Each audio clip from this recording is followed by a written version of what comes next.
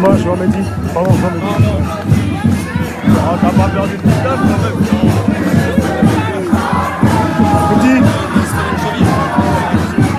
Mehdi, comment tu la ressens cette manif là?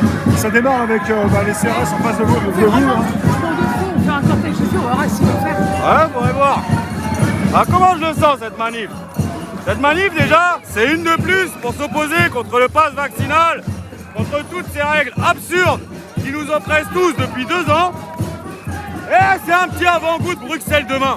Parce que demain on y sera, comme tous les résistants d'Europe, on sera présent à Bruxelles. Maintenant, je pense que cette journée, c'est une journée particulière. C'est la dernière manifestation avant l'application du pass vaccinal. Et le pass vaccinal, c'est un autre monde qui commence. Clairement, un autre monde. C'est pour ça qu'il ne faut pas relâcher maintenant. Il faut continuer à mettre une pression permanente. Sachez une chose, ce qu'ils vous disent dans les médias mainstream, que c'est pour les loisirs, etc., c'est de la connerie. Regardez le texte de loi. On avait attaqué les soignants le 15 septembre en les suspendant. À partir de lundi, c'est 2 millions de Français supplémentaires qui sont sous la menace d'une suspension. Et j'ai le cœur lourd aujourd'hui parce que c'est mon corps de métier. L'établissement recevant du public, les musées, les théâtres, les magasins de plus de 20 000 personnes, plus de 20 000 mètres carrés, tous les lieux recevant une forte population comme le cinéma, les lieux de divertissement, de culture. Moi je travaille dans un musée. Depuis les lois qu'il y a eu au début de l'année, qu'il y a eu avec l'installation du pass vaccinal, le pass sanitaire au départ, on avait réussi à obtenir que les tests ne soient pris en charge par l'entreprise. On avait sauvé les emplois, parce que des salariés qui gagnent 1 100 € par mois et qui auraient dû payer 500 € de tests pour pouvoir travailler, je pense que tout le monde sera d'accord pour dire que c'est pas possible. Là aujourd'hui, on entre dans un nouveau monde. Le pass vaccinal étant là, on demande à des hommes et à des femmes, 2 millions de personnes à partir de lundi, sont sous cette menace. Soit vous êtes vaccinés, soit vous êtes suspendus. Sans solde, sans salaire. Le couteau est mis sous la gorge de la population. Clairement.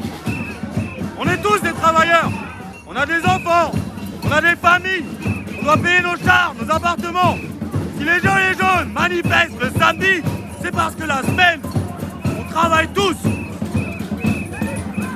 Là, lundi, c'est soit les personnes, elles vont tendre le bras et se faire vacciner, ceux qui étaient assujettis au pass sanitaire pour les ERP, soit ils seront suspendus.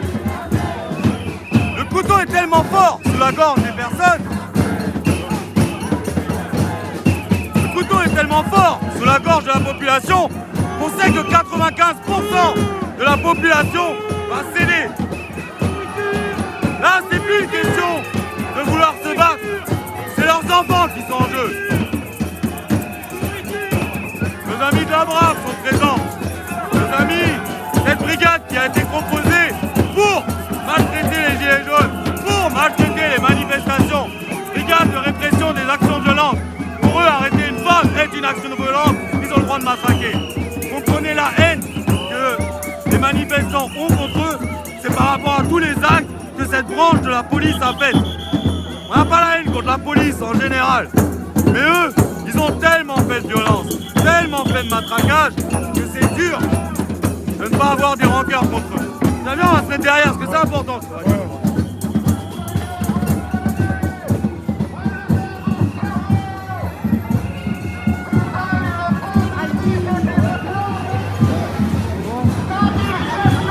On sera un peu mieux là pour parler. Donc là, l'heure est vraiment grave. Comme je vous dis, ceux qui travaillent dans les ERP, c'est la nouvelle profession qui est attaquée avec cette nouvelle loi. C'est soit la suspension sans solde, soit la vaccination. En plus, vous avez vu les règles et les pressions qui sont mises pour cette vaccination. Avant, on nous parlait qu'entre 2 injections, il fallait 3 mois.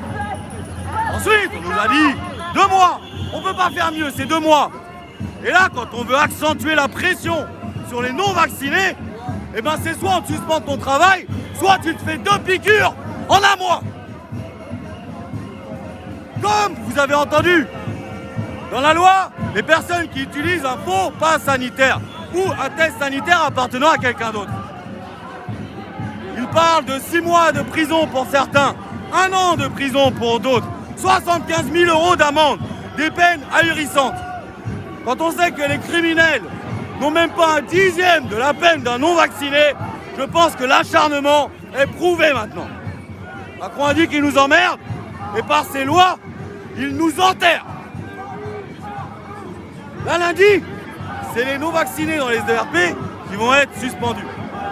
Moi, j'ai de la chance, je me suis tellement battu, j'ai tellement joué avec la loi, j'ai réussi de ne pas être assujetti. Je suis un technicien, dans mon travail, je suis devenu un paria.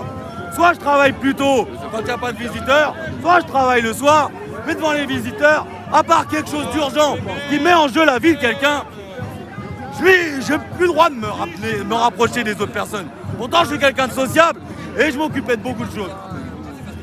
Mais je suis devenu un paria. On en avait parlé avec Thieu Ruffin cet été. On y est. Et bon, on continue. On lâchera rien. Là, j'ai de la peine, c'est pour mes collègues qui sont en train de craquer, de tendre le bras, alors qu'il y en a qui ont résisté jusque-là. Mais là, ils n'ont plus le choix. C'est soit ils perdront leur appartement, leur travail et leur vie, soit ils tendent le bras. Et là, les valeurs, à ce moment-là, elles se bradent. Je vous dis, l'expression est bien placée. Le couteau est sous la gorge du peuple et la lame est dans les mains du gouvernement. On a déjà parlé, les associations sont touchées. On ne peut plus accéder à certaines associations pour défendre ses droits si on n'avait pas de passe sanitaire. À partir de lundi, ce sera le pass vaccinal. Donc on n'aura même pas eu le droit d'accéder à certaines associations si on n'a pas ce fameux pass vaccinal. Vous savez qu'à l'heure actuelle, il y a des milliers et des milliers de personnes âgées qui sont seules dans leur appartement parce que les bénévoles aux petits frères des pauvres ont quasiment disparu. Ils ont mis le couteau sous la gorge des bénévoles. Soit tu te fais vacciner et tu peux aider ton prochain, tu as le droit d'être gentil, d'aider des personnes en situation impérieuse. Soit tu n'es pas vacciné, et même si tu as de la peine, va falloir les laisser tout seuls dans leur appartement et les laisser dépérir. Voilà la loi de M. Macron. Le travail est touché, l'associatif est touché. Là, c'est une profession de plus. On a eu les soignants, on a eu les pompiers, on a eu une partie de la gendarmerie, même si eux, la chance qu'ils ont, c'est qu'ils peuvent se mettre sur des postes où ils ne sont pas en face de la population. Ils peuvent sur des postes d'archives, sur des postes de bureau, sur des postes au ministère. Leur travail est sauvé. Nous, on n'a pas ce choix-là. On l'a pas. Donc là, la population, faut qu'elle se réveille. J'ai du mal parce qu'on va perdre des femmes et des hommes d'honneur. Pas parce qu'ils ont voulu perdre leur honneur, mais parce que là, la corde est tellement tendue que la situation les fait craquer. J'ai pas de rancœur contre eux. C'est malheureusement la vie et malheureusement la tristesse. Moi, dans tous les cas, si je dois perdre mon travail, je le perdrai. Je me démerderai. Je suis un débrouillard. Et je pense à tous les autres. Mon travail n'est pas perdu aujourd'hui, je l'ai sauvé par les lois. Mais tous ceux que je vois perdre leur valeur pour cette loi, perdre leurs idées, perdre leur droit de faire leur choix. J'ai le cœur brisé aujourd'hui et j'ai la rage clairement. C'est pour ça que demain on sera à Bruxelles pour montrer que la population française et européenne est contre ces lois. Monsieur Macron est peut-être devenu le président de l'Union européenne, mais il s'assoit sur un trône qui repose sur une Europe en feu. Toute l'Europe se mobilise et on a marre de ces restrictions. Boris Johnson a tout abandonné. L'Espagne considère le Covid comme une grippe aujourd'hui. Toutes les mesures ont été levées. Quand nos voisins ouvrent les yeux, peut-être qu'il serait bon de s'essuyer les paupières et de rouvrir les yeux vers le jour. Parce que c'est aujourd'hui. Et j'espère que le peuple le voit, le peuple le comprend. On a de plus en plus de personnes qui voient que ces mesures ne servent à rien. Mobilisez-vous. C'est maintenant. On a besoin de monde dans la rue et je ne demande pas de violence. On a besoin d'une présence, d'une majorité d'opposition. Je ne demande pas de violence. On a besoin d'être une force pour le peuple. Regardez, c'est calme, mais c'est des revendications qu'on ne lâchera pas. On est ensemble, la France est une famille, peu importe ses orientations politiques, les lois qui sont là nous touchent tous, on se mobilise, peu importe la marche que l'on fait, on avance dans la même direction et on retrouvera nos libertés tous ensemble. On est ensemble. Ne désespérez pas, l'union, la solidarité, le lien entre nous tous, c'est ça qui va faire changer les choses. On est ensemble, on lâche rien. Merci Rémi, merci de ton écoute. Merci.